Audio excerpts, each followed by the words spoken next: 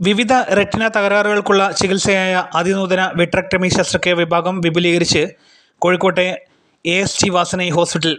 Retina ശസ്ത്രക്രിയാ വിദഗ്ധരുടെ മുഴുവൻ സമയ സേവനവും ലഭ്യമായതിനാൽ രോഗികൾക്ക് ഏത് തരം റെറ്റിന ശസ്ത്രക്രിയകൾക്കും എപ്പോൾ വേണമെങ്കിലും ആശുപത്രിയിൽ വിദഗ്ധരുടെ പരിചരണം ലഭിക്കുമെന്ന് ആശുപത്രി അധികൃതർ പറഞ്ഞു.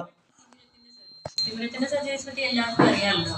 ആദ്യം ചെയ്യുന്ന പോലെയല്ല ഇപ്പോൾ ചെയ്യുന്നത് ഒരു latest advancement micro incision cataract surgeries ആണ് ഇവിടെ ചെയ്യുന്നത്.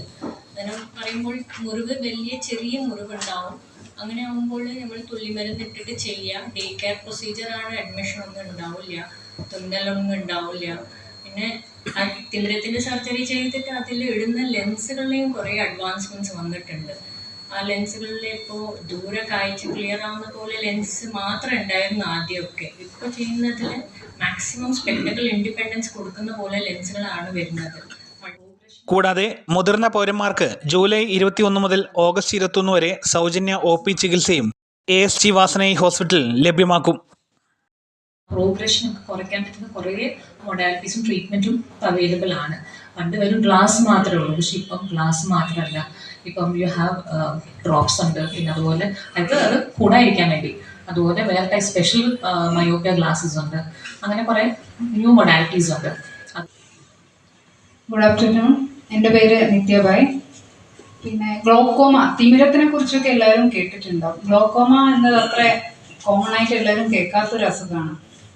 അല്ലെങ്കിൽ അതെന്താണ് എങ്ങനെയാണെന്നുള്ളതിനെ കുറിച്ച് കൂടുതൽ ഡിസ്കഷൻ വരാത്തൊരു അസുഖമാണ്. നമ്മുടെ കണ്ണിനകത്തുള്ള പ്രഷറിൻ്റെ വേരിയേഷൻസ് കൊണ്ട് കണ്ണിൻ്റെ ഉള്ളിലെ ഞരമ്പിന് വരുന്ന ക്ഷീണമാണ് ഗ്ലോക്കോമ എന്നതുകൊണ്ട് ഉദ്ദേശിക്കുന്നത്.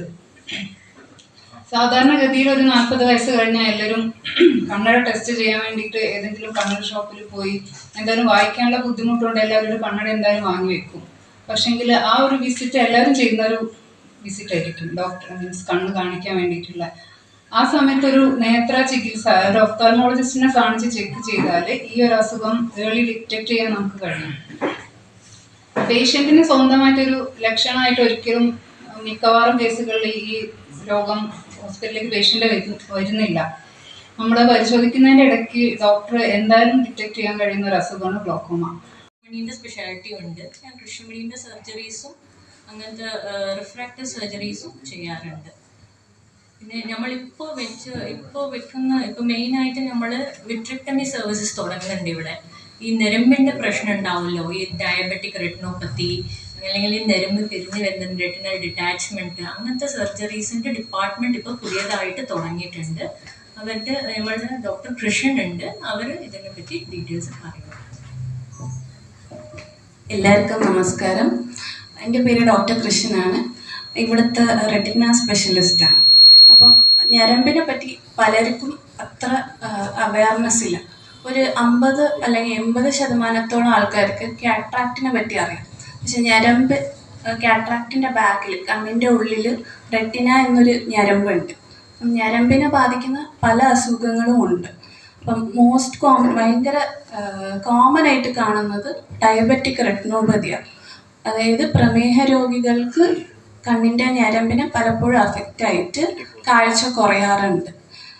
അപ്പം നമ്മുടെ മെയിൻ എയിം ആദ്യം തന്നെ ഈ അസുഖം കണ്ടുപിടിക്കുക എന്നുള്ളതാണ്. പലപ്പോഴും ഇത് ലാസ്റ്റ് സ്റ്റേജ്, അതായത് സർജറി സ്റ്റേജ്, ആ സ്റ്റേജിലൊക്കെയാണ് പേഷ്യൻസ് വരാറ്. അതല്ലാതെ വളരെ ലളിതമായിട്ട് ഹോസ്പിറ്റലിൽ വന്ന് മരുന്നൊഴിച്ച് ഞരമ്പിൻ്റെ ചെക്കപ്പ് ചെയ്താൽ എത്രയും പെട്ടെന്ന് ഇത് കണ്ടുപിടിക്കാം. അതിൻ്റെ ട്രീറ്റ്മെൻറ്റ് ഓപ്ഷൻസും കുറയുന്നുണ്ട്.